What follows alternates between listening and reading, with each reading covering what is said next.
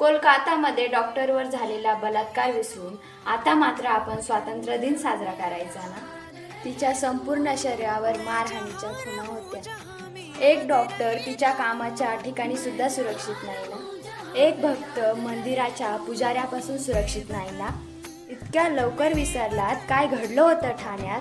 पुजाऱ्यांनीच केला होता बलात्कार आणि हत्या. एक विद्यार्थिनी शाळेत सुद्धा सुरक्षित नाही. खरं तर महिलाच भारतात सुरक्षित नाही.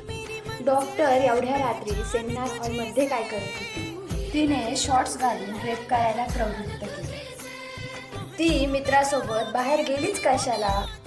बास करा आता. किती खालच्या थराला जाणार आपण फक्त महिलांना दोष देण्यासाठी? त्या राज्यात कोणता पक्ष सत्तेत आहे यावरून बलात्काराविरोधात काही आवाज उठवायचा की नाही असं ठरवणारी काही नीच लोक भारतात आहे याची लाज वाटते. असो,